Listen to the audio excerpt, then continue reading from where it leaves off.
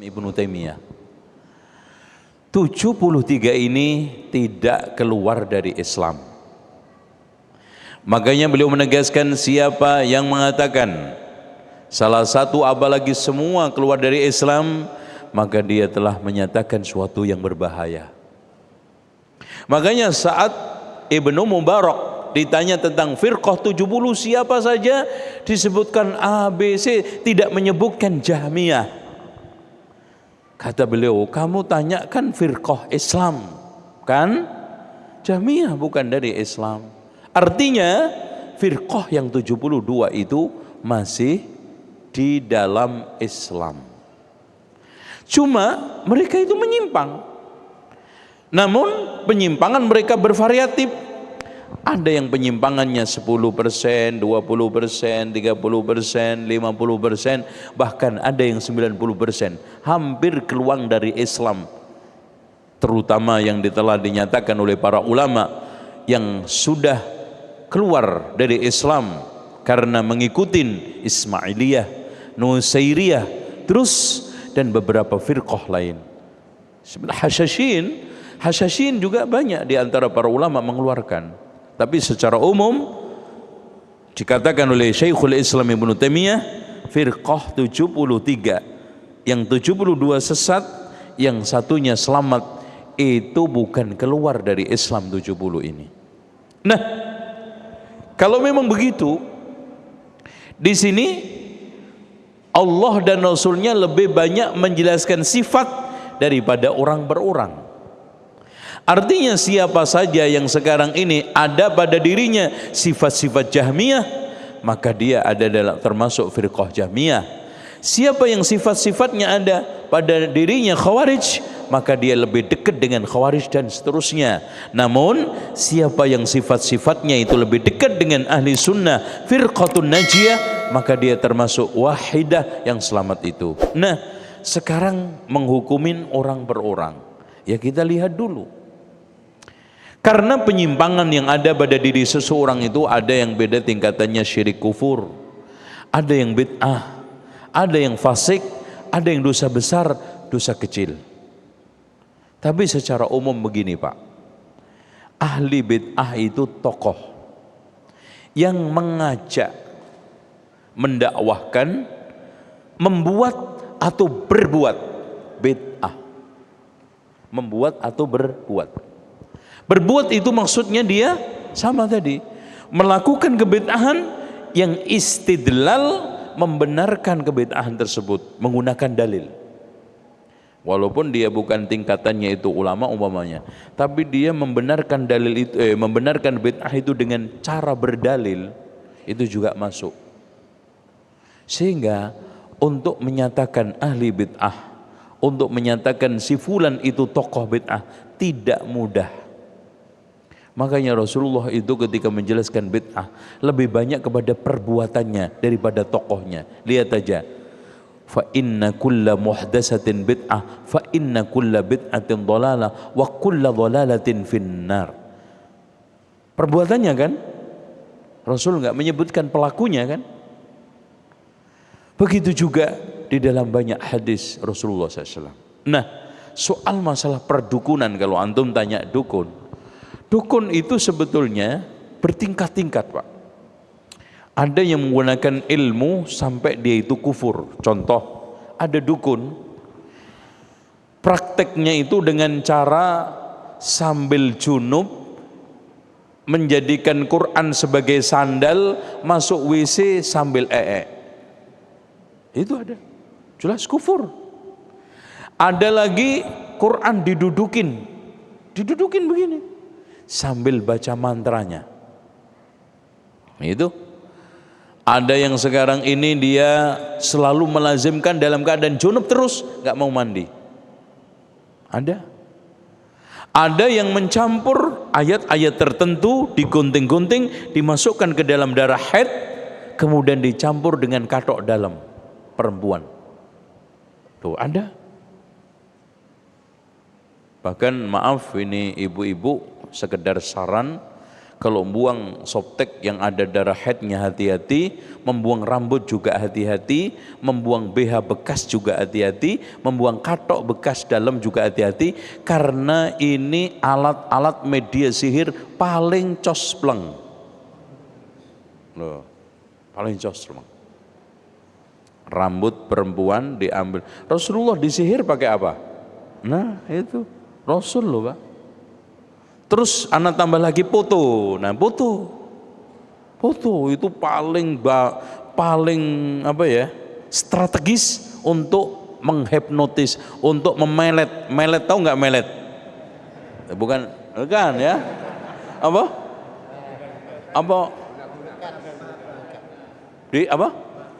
Di pelet ya.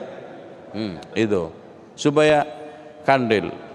Dulu ketika saya dulu masih belajar ilmu-ilmu gituan, paling nyaman itu belajar pelet itu. Pelet itu macam-macam. Ada idqala Yusufu li abihi ya abati inni ra'aitu ahda asyara kawkaba wasyamsa wal qamara ra'aitum li sajidin. Ketika li sajidin enggak napas dibaca 70 kali.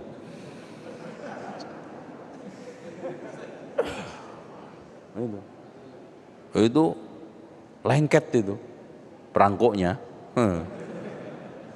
Itu ada lagi yang pakai jaran itu, yang ilmu hitam, jaran goyang, semar mesem, bahkan ada lagi ajian dengan nginjek bayang-bayang perempuan, diinjek bayang-bayangnya udah kandil, lengket tuh kayak ketan nempel di gigi nenek-nenek itu udah lengket tuh, Masya Allah. Itu makanya, dan maaf ya, saya bukan mengkritik tapi menjelaskan.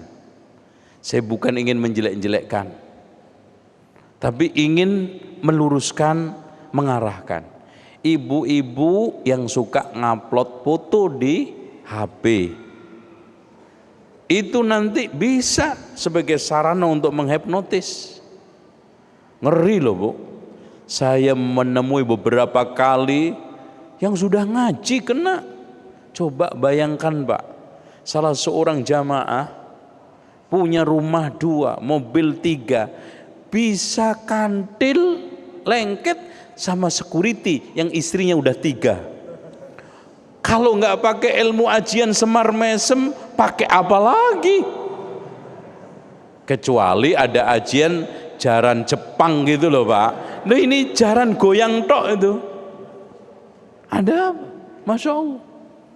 Sakit sampai opname, itu anaknya 4 nggak ada yang ingat, yang disebut cuma dia terus. Subhanallah, aneh itu. Di ruqyah udah mental karena kondisi badan udah, akhirnya saya dengar terakhir stroke, mati separuh. Itu, Masya Allah. Itu makanya hati-hati. Bapak-bapak juga begitu, bisa dipelet itu sama janda anget.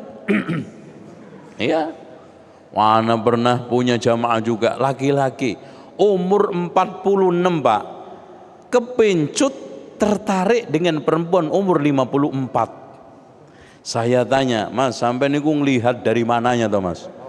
Iya, ada apanya? Terus saya ditunjukin fotonya sama istrinya itu. Ini loh, Pak, Masya Allah, Pak, bojoku tertarik karo wong koyo ngene loh, Pak. Padahal dibanding saya itu nggak ada apa-apanya. Sampean ya jelek, Mbak. Itu sampean nggak pernah dandan gitu loh, Pak. Itu akhirnya bojo sampean ini kepencut karo wong. Ya Allah, ya memang bener ini, Mbak. Dilihat dari angkasa luar ini baru cantik ini orang. Anak bilang gitu. Ternyata diusut-usut setelah saya ruqyah, kepelet itu. Wah, habis itu gajinya. Anaknya, istrinya habis, nggak dikasih apa-apa. Yang lebih lucu lagi pasien ya, bukan pasien, anak bukan dukun ya. Ngomong pasien. Ya Allah. Subhanallah. Ada orang anaknya nggak dibayar sekolahannya, ngontrak Pak. Itu selingkuhnya sama janda itu di hotel, nggak mau yang murahan, selalu bintang 5 dan termahal di kota itu. Coba bayangkan, itu pengaruh pelet. Itu dari mulai pelet Dewi Lanjar, karisma bulan purnama, krim Yusupa, itu semua menarik sekali. Gitu. Apalagi karisma bulan purnama itu, lihatnya itu koyok Janoko aja gantengnya itu, padahal kuntet itu, welek itu Pak. Dirubah matanya itu kayak ngelihat orang ganteng aja, masya Allah. Iya. Katarak. Itu masya Allah. Itu memang pengaruh pelet. Yukhayyal, dihayalkan, sebetulnya nggak sebenarnya. Makanya ada salah satu dukun menjanjikan cantik spontan. Jadi Anda bisa cantik spontan dalam waktu 5 menit. Yang dulunya jelek, setelah itu langsung cantik spontan. Sebelum ritual berkaca, setelah ritual berkaca, buktikan bedanya. Oh itu. Seperti sebetulnya mukanya sama, muka itu aja. Emang ada muka beda-beda 5 menit. Cuman setelah di ritual, matanya ini sudah mulai burem. Dihayalkan kayak wajahnya ini itu. Makanya nah yang lebih ngeri lagi, ada pelet gendam asmara itu Pak. Selagi digendam langsung asmara terus. Oh itu. Iya, bahaya. Itu rata-rata ternyata pakai itu, makanya diwaspadai. Nah, dukun itu ada yang hanya dosa besar, hanya menggunakan suatu wasilah-wasilah.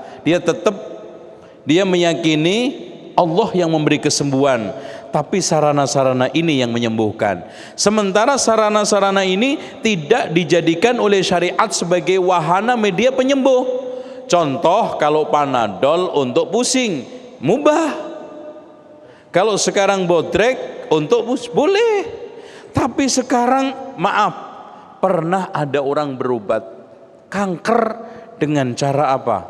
Tepung rasanya kayaknya asin-asin sepet. Saya bilang ini gue tepung dikencingin nama ebret itu Pak. Itu berarti dari mana jurusnya tepung? Ada yang lagi Pak, maaf, pernah ada orang kena penyakit liver, disembuhkan sama dukun pakai pisang emas diulek sama kutuknya kebo. Subhanallah. Disuruh nyari kebo yang lagi gemuk darahnya itu. Wah itu kan pitesan enak itu. Tus gitu kan. Diulek, dimakanin, langsung tuh mati. Mati. Habis itu mati itu, tetangga saya mati, ya Allah. Aneh-aneh. Dari mana kutu kebo dicampur pisang emas? Kan ini sebab ghairu syar'i. Ada lagi hanya batu. Makanya Pak, hati-hati, rata-rata pengobatan sangkal putung itu pakai batu ajaib. Sana pernah membuktikan sekali. Saya itu selalu penasaran. Saya itu nggak mau diceritain. Langsung anak ikut ke sana, ada orang berobat. Saya amatin aja. Bener, mengeluarkan batu. Ini rokok-rokok, sekusuk-sek, balikin lagi. Dari mana batu itu bisa ngencengin tulang yang bengkok itu. Yang lebih lucu lagi, hadirin sekalian, di Jawa, ya, orang kalau hamil supaya ketahuan anak lahir laki atau perempuan dipakai ceplok telur. Telur itu gelundungin di sini, lundung tung. Nah, kalau pecah anaknya perempuan, kalau nggak pecah laki-laki.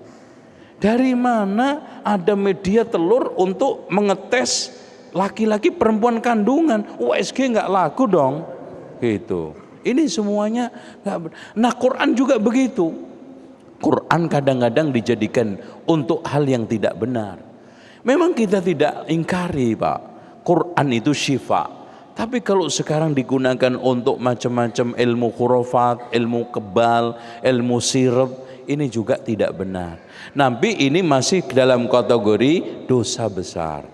karena dia masih meyakinin bahwa Allah lah sebetulnya yang menyembuhkan, keris ini wasilah dan yang lainnya. Itu makanya Imam Syafi'i membedakan yang meyakini, pokoknya gini, sihir dukun mana saja yang berawal dari kufur syirik dan mengakibatkan kematian hukumannya bunuh, kalau tidak takzir. Itu Imam Asy-Syafi'i. Wallahu a'lam.